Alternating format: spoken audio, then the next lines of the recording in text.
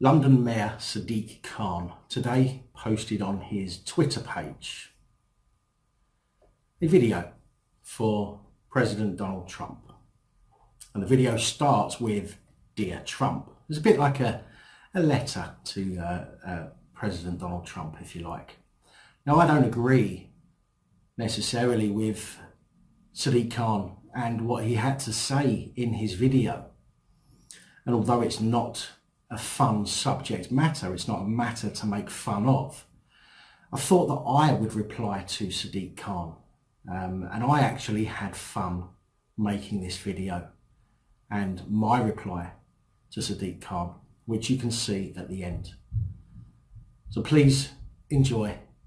And don't forget to like, subscribe and comment and share with the hashtag Dear Khan. President Trump, if you're watching this, your values and what you stand for are the complete opposite of London's values and the values in this country. Well, they sure are now, Sadiq. Yeah, absolutely. But whose fault's that? That would be the snowflakes and the so-called progressives in this country who believe that certain groups of people should be afforded more rights and more respect than others. We think diversity is not a weakness, diversity is a strength. We respect women and we think they're equal to men. We think it's important to safeguard the rights of all of us, particularly the vulnerable and the marginalised. How about the heterosexual white males of this country? Do you think it's important to protect our rights as well? Or do we just get pushed to the back and forgotten about? When you are the President of the USA, you have a massive leadership role. You have a massive platform as well. People follow what you do. What we've seen over the last few years in the USA is a rolling back of much of the progress made in previous decades. It's really important we continue to move forwards. Absolutely. It is fundamental that we move forwards and not backwards.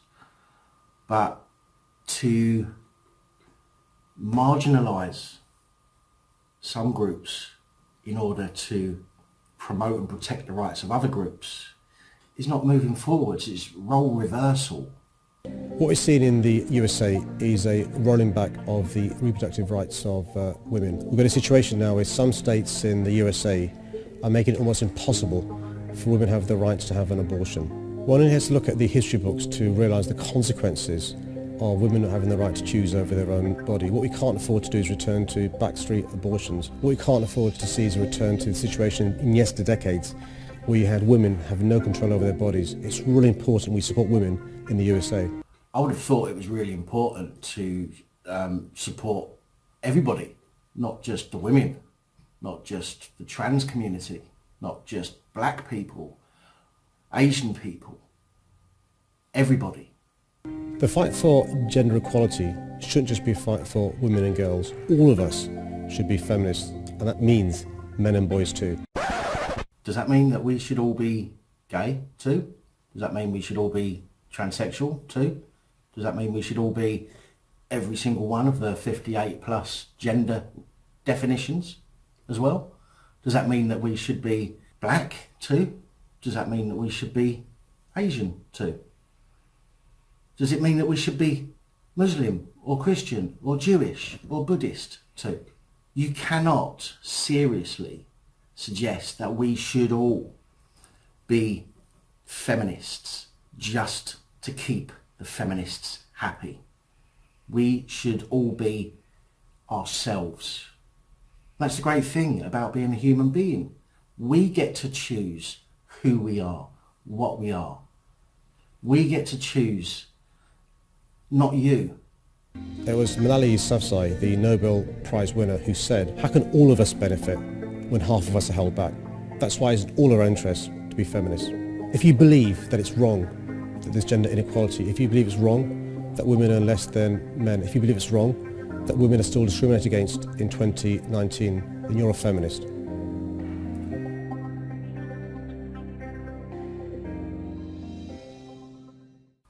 Well, thank you for that illuminating speech you've just given, Mr. Khan.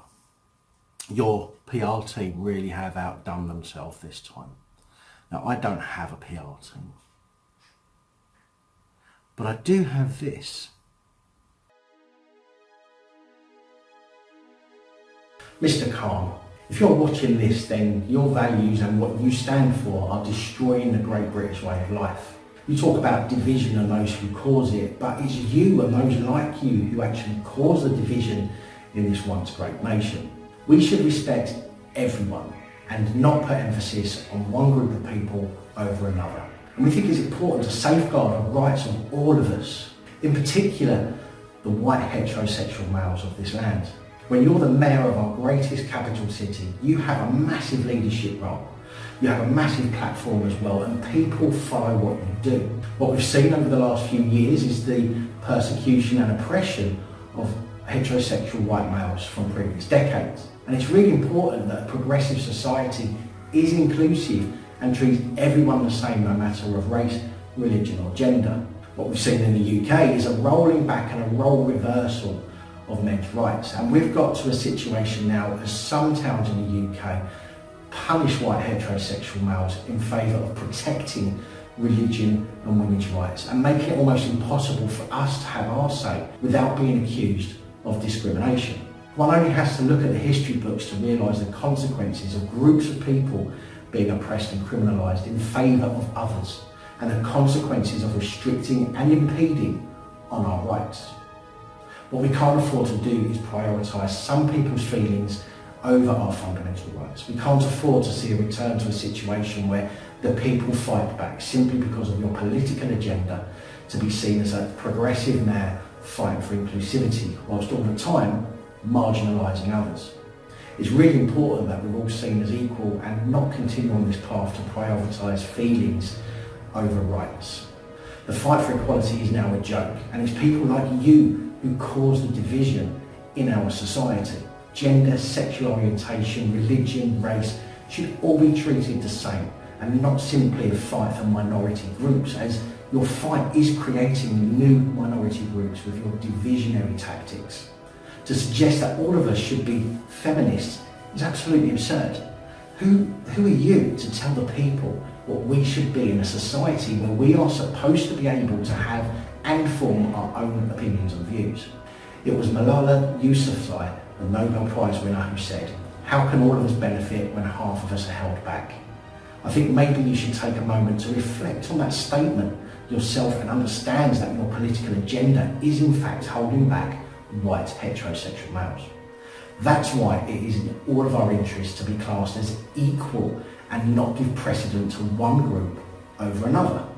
If you believe it's right that there's division in this country because of your policies and your agenda, if you believe it's right that white heterosexual males should be silenced simply because of their views and opinions may upset somebody, if you believe it's right to discriminate against white heterosexual males in order not to discriminate against other groups of people, then you yourself are complicit in discrimination and the huge division we're seeing in this country, leading to more people who want to fight for our fundamental rights.